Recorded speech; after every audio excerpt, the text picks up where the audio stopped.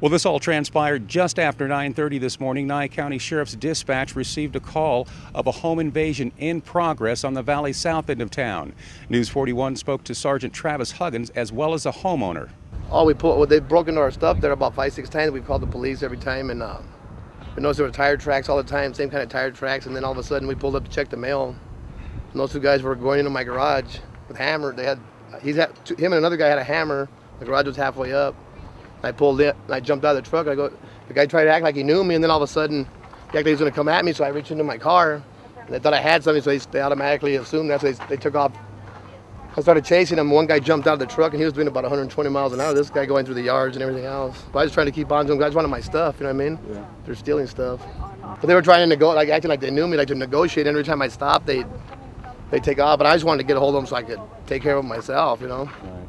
Like I said, they stole a lot of stuff. My dad's stuff. He passed away. They stole a lot of his stuff. Just the point of somebody going into your stuff and taking your stuff. You know what I mean? Yeah. So I don't really like it. You're okay though? Oh yeah, I'm good. I was coming back from the bank when I noticed his truck and pulled over to see what was going on. But these guys have been doing that since October 23rd. We just didn't know who they were until he caught them today. And I've heard of where some of them live, but I've not said anything because I didn't want my son in any altercations. Right.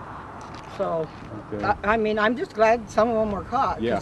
I go over there on the property on myself. I don't go in the property. I just check my mail. I'm scared to go on my own property.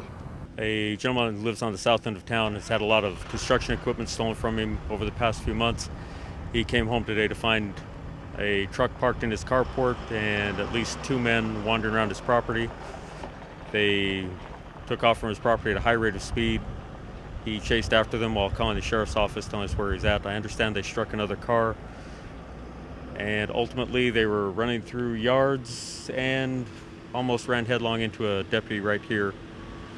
I understand one of the other people involved, a white male adult, about 40 years old, got gray hair, blue eyes, don't know much more else about him. He jumped out somewhere over off Kingsway and is on foot, still at large at this point. We had to pull him out at gunpoint. He told me they both smoked a pipe full of meth before they decided to go on their little adventure here. So they're on their way to jail right now. As soon as we find the other person, he'll be on his way as well. Unfortunately, that's kind of the name of the game. You start using meth, stuff like that. Sooner or later, they start burglarizing and breaking into stuff. So once again, one suspect is in custody while the other remains at large. If anyone has any information surrounding this incident this morning, they're urged to call the Nye County Sheriff's Department. Their phone number 751-7000. That's what's going on here along Pahrump Valley Boulevard near Blackhorn. Selwyn Harris, News 41.